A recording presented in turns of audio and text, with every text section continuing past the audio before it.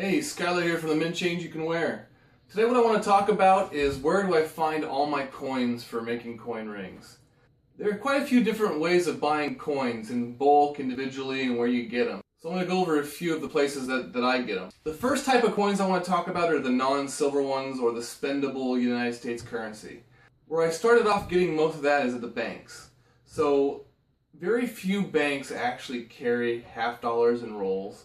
So you gotta go around your area and look and ask banks, who carries rolls of halves. And I know a lot of times banks really don't like people searching through coins. I think there's a lot of people who do silver coin roll hunting, and that creates a lot of issues for them as far as getting a bunch of change back unrolled. So a lot of times banks aren't very helpful. So just let them know what you're doing, let them know that you're making coin rings with them, that you're not going to be dumping large amounts of change back on them. And they'll be a little bit more helpful, in my experience anyway. Whenever you find a place that does rolls, or even if you don't find a place that does rolls, you're going to ask bank tellers to hold them back for you a lot of times. Most banks will have at least a few coins sitting around in their tills through the course of the day, so they'll let you have those. But what I do, whether or not you can find them in rolls or not, once you get the halves from the bank, go ahead and look through them and just get rid of the ones that are lower quality. You don't want to use any low quality coins, so get rid of those. And then when I started doing this way, I kept them all by date. So I would keep a couple of each date and then get rid of the lower quality ones. And I'll do the same thing with quarters. So basically get them from the bank, get rolls of quarters, and then start categorizing all the different state quarters, all the different dates.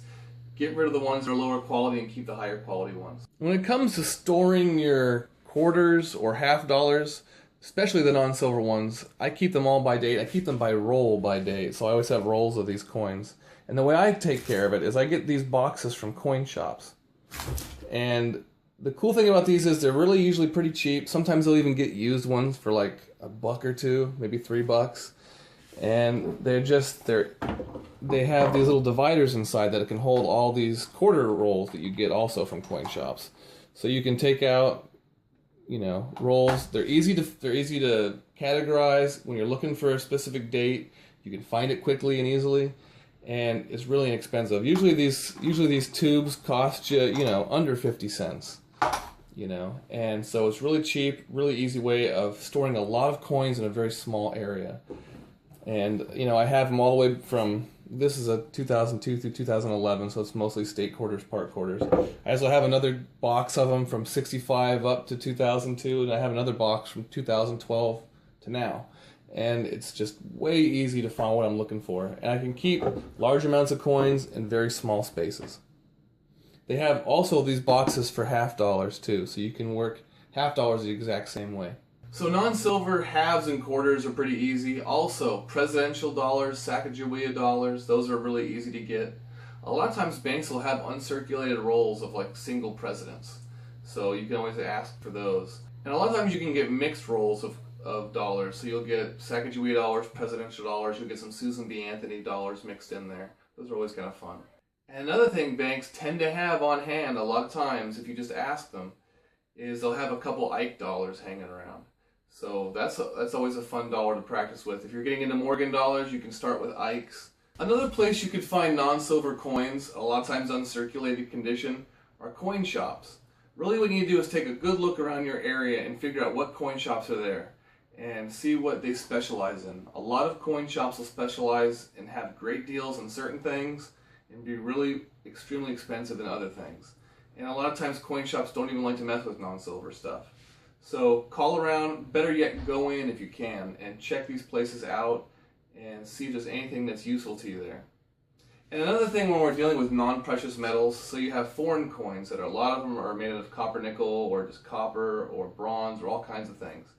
And certain coin shops will have bags of these things.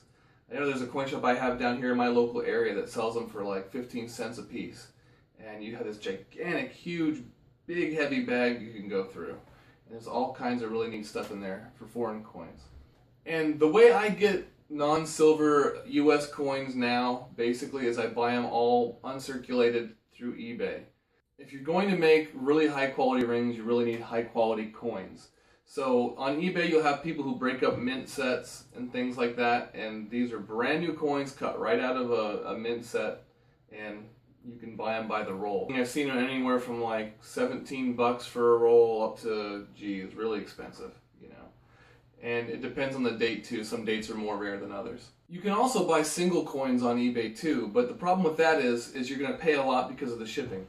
Another really important place to find, especially newer dates, like the new parks quarters that are coming out, check your change. Why buy a roll of coins on eBay uncirculated for, you know, $20, $25 when you can get it right in your change that year? And you'll get coins. I was just at Panda Express eating dinner the other day, and the Blue Ridge Parkway quarters just came out like a few days before that, and I got a whole bunch of them right there at the Panda Express, brand spanking new. So keep your eyes open in your change for those things. So when we start talking about silver coins, bar none, the best place to go is coin shops. Really scour your area for good coin shops. Sometimes if you get lucky there's more than one, maybe the handful to pick from. I know here I'm in between Salem and Portland, and I have a whole list of coin shops in Portland and a few in Salem that I like to frequent. And I'm really lucky I have a really wonderful one right here in my own town. Like I said earlier, every coin shop tends to specialize with a good deal in one type of coin or a couple types of coins. So I know here in my local coin shop I can get a really wonderful deal on junk silver like 1964 Kennedys. I can get some Walking Liberties from time to time that are really high quality. And Morgans. I can get Morgans really expensive here and really good quality ones. But then if I go to Portland, there's other shops there that'll have a little bit more expensive Walking Liberties that are XF quality like I like to use, but I'm going to pay more for them. And here they don't come in as often, but up there they tend to have them pretty regularly. But they don't have Morgans that are a really good deal up there, so I have to kind of pick and choose where I go a lot of times. Another good place that tends to be around are metals investment places. They're kind of like coin shops. They deal with coins, but they don't have them out by date. They don't really deal with the numismatic portion of it. They just sell it for the metal weight. They don't like you dig into their coins most of the time, but sometimes they will. And I've gotten some really high quality Walking Liberties from places like that. If you're buying coins in bulk, silver coins, a lot of times you can get good deals through a place like APMEX. It's APMEX. It's an online investment place, and they sell XF Walking Liberties by the roll. That's how I get them personally lately. I found, for me personally, you know, I have to drive all the way to Portland and hunt around in several shops, and I might get a better deal that way, but if I just get it delivered right to me, I'm not wasting half a day and I'm not spending the gas to do it. So really factor that type of thing in when you're thinking about buying coins. Am I saving money by paying a little bit more and getting it online and having it delivered to me? Or do I have the time and gas money to drive around and look for those things? And that's going to be different for everyone.